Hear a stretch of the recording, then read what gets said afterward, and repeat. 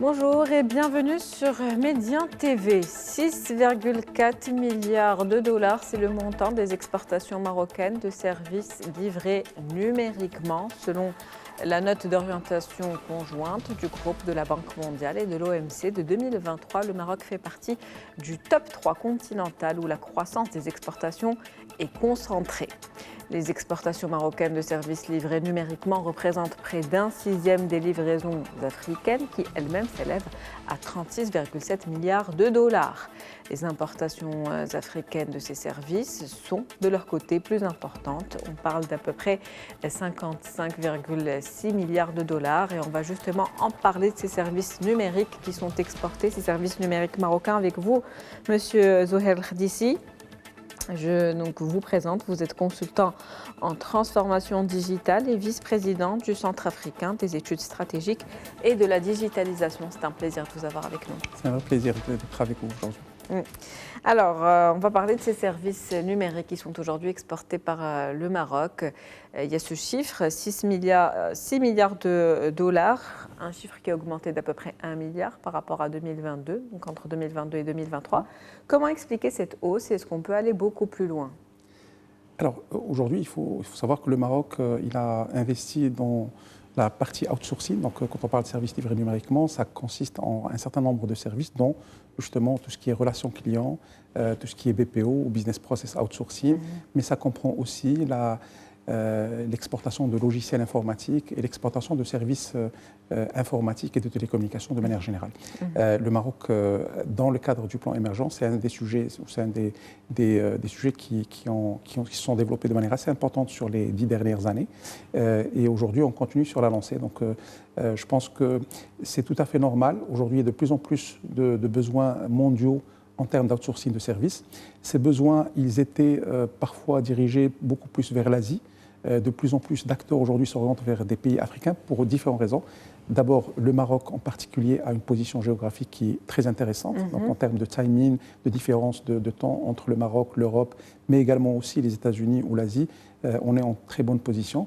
On a une main-d'œuvre très qualifiée, très jeune, mais qui maîtrise aussi plusieurs langues. Donc ça aussi, ça joue en faveur de ce type d'exportation et ça nous permet, au fur et à mesure, de gagner de plus en plus de marchés. Et on a aujourd'hui des acteurs majeurs dans ce secteur qui se sont positionnés depuis plus d'une dizaine d'années et qui deviennent aujourd'hui des acteurs multinationaux opérant dans plusieurs pays, plusieurs continents. Un secteur donc en pleine croissance, je le disais en préambule, les exportations des données marocaines représentent un sixième des exportations africaines. Quel rôle joue aujourd'hui le Maroc, en Afrique notamment ? Alors, le Maroc aujourd'hui, il est d'abord pionnier sur le marché francophone. On est, on va dire, la première destination francophone d'outsourcing.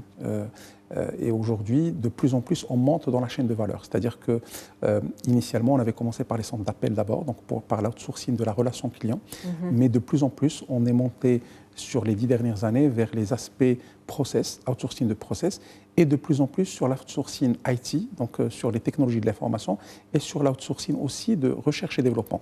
Donc ce sont les services les plus exportés C'est les services les plus exportés, effectivement. Donc aujourd'hui, de plus en plus, on voit des centres de grands acteurs internationaux qui installent des centres de recherche et développement, d'innovation au Maroc. Bon, on a vu des acteurs dans les télécoms, des acteurs dans l'informatique à l'échelle mondiale qui ont installé des centres au Maroc pour développer la recherche et développement et l'innovation. Donc ça, aujourd'hui, c'est un peu l'orientation dans laquelle le Maroc se positionne. C'est ce qui fait que non seulement on exporte le sixième on va dire de ce qu'exporte l'Afrique de manière générale, mais même la qualité de ce qu'on exporte, on devient de plus en plus exportateur de plus forte valeur ajoutée.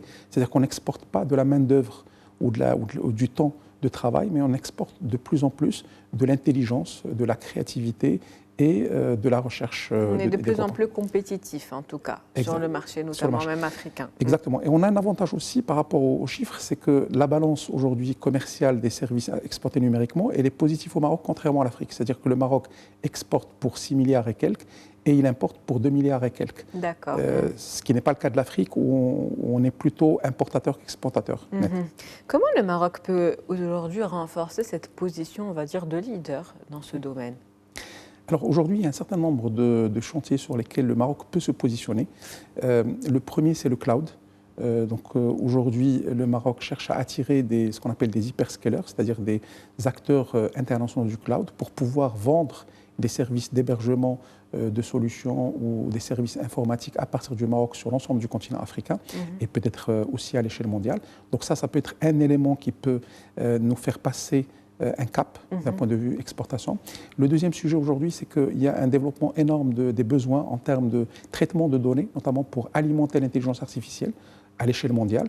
Des acteurs internationaux comme Microsoft, OpenAI, etc., ils ont utilisé des pays ou sont passés par des pays africains pour qualifier la donnée dont ils disposent, pour améliorer les algorithmes d'intelligence artificielle. Et ça, c'est un nouveau positionnement sur lequel le Maroc est en train d'investir pour pouvoir se positionner comme acteur mondial sur la qualification, le traitement et la préparation des données pour les besoins justement et aussi l'amélioration des algorithmes pour les besoins d'intelligence artificielle. Je pense que ces deux sujets peuvent constituer des éléments majeurs et aussi la montée en gamme de notre industrie IT pour pouvoir non seulement vendre des ressources, vendre du temps des ingénieurs, mais vendre carrément des solutions informatiques. Le cloud, donc, et le traitement des données qui pourraient être des leviers de développement pour le Maroc et un potentiel assez important à exploiter économiquement parlant. Justement, si on devait parler de ces exportations donc, numériques marocaines, quel impact ont-elles aujourd'hui sur la croissance et sur l'emploi ? Alors, d'abord, il y a un impact fondamental sur l'emploi. Donc, je pense que c'est quelque chose qui est évident aujourd'hui. Ce secteur, il est aujourd'hui fournisseur d'offres d'emploi pour différents secteurs. Donc ça va au-delà, comme j'ai dit, des centres d'appel ou des centres de relations clients, ça va au-delà du BPO. On commence aujourd'hui à avoir des Marocains qui vont produire du contenu, qui vont produire du marketing, qui vont produire de l'innovation au profit d'un certain nombre d'acteurs à l'échelle mondiale. Il faut savoir qu'au Maroc, aujourd'hui, on a une jeunesse très bien qualifiée qui, aujourd'hui, arrive à vendre ses compétences auprès des meilleures startups internationales à partir du Maroc. Et ça, c'est bien sûr quelque chose qui est positif. L'effet de télétravail aussi a joué en notre faveur parce que de plus en plus, on a nos ingénieurs qui restent au Maroc, parfois dans leur petite ville, et qui arrivent à partir de ces villes à travailler avec les meilleurs acteurs internationaux tout en assurant, on va dire, une rentrée en devises pour le Maroc. Donc moi je pense l'impact sur l'emploi, il est évident. C'est un secteur qui emploie plusieurs centaines de milliers de Marocains et je pense que ça va continuer à croître. Bon, maintenant, il faut aussi faire attention aux risques d'automatisation qui vient aussi justement avec l'intelligence artificielle parce que de plus en plus ces processus vont commencer à être automatisés et ça peut avoir un impact sur l'emploi. On a vu par exemple il n'y a pas très longtemps un grand acteur des services de relations clients ou de centres de contact qui a vu son titre en bourse dégringoler parce que justement il y a eu une solution d'intelligence artificielle qui permet de remplacer les agents de centre d'appel. Donc ça, c'est un point d'inquiétude et un élément de risque qu'il faut considérer. Maintenant, d'un point de vue économique, aujourd'hui, il ne faut pas oublier que ce secteur représente en termes d'exploitation l'équivalent de 4% de PIB. C'est amené, à mon avis, à croître. C'est un secteur qui croît à des vitesses importantes, donc à double chiffre pratiquement. Donc on a fait 20% de croissance en 2022 et 2023 et je pense qu'on va continuer sur la lancée en 2024. Donc ça deviendra de plus en plus un secteur qui présente un poids non négligeable au niveau de l'économie nationale. Je pense qu'au-delà de la création d'emplois, c'est aussi c'est de la vraie valeur ajoutée qu'on exporte au fur et à mesure. Comme j'ai dit, on est en train de monter en gamme. Et donc ça veut dire que non seulement on exporte de l'emploi et du temps de travail, mais on commence à exporter de la vraie valeur ajoutée ou de la valeur ajoutée plus fondamentale avec une possibilité de scaling à l'international. Vous l'avez dit, donc ce secteur représente à peu près 4% du PIB, ce qui est non négligeable et il est bien évidemment appelé à évoluer, mais il y a certains risques, il faut rester vigilant. Par rapport à ces risques, justement, est-ce qu'il faut aujourd'hui s'orienter vers de nouveaux métiers ou de nouvelles qualifications pour ces jeunes Marocains afin qu'ils puissent évoluer ou leur main-d'œuvre, on va dire, ou expertise évolue en phase avec l'évolution technologique, d'où l'intelligence artificielle également. Tout à fait. Je pense que de plus en plus, c'est la tendance sur laquelle D'abord, les grands acteurs dont j'ai parlé tout à l'heure, qui sont des acteurs marocains, commencent à s'orienter vers des sujets comme la data et l'intelligence artificielle. Mais au-delà de ça, je pense qu'il y a un effort aussi aujourd'hui en termes de formation. Donc on essaie d'investir de plus en plus sur des filières comme la data, la cybersécurité ou l'intelligence artificielle, qui sont des filières d'avenir, dans lesquels aujourd'hui il y a de plus en plus de formations.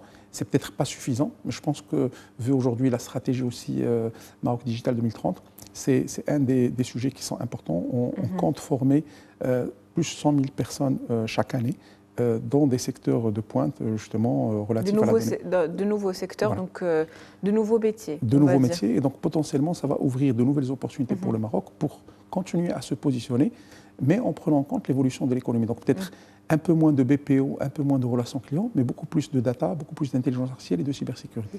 En tout cas, ce secteur contribue également à la diversification de l'économie marocaine.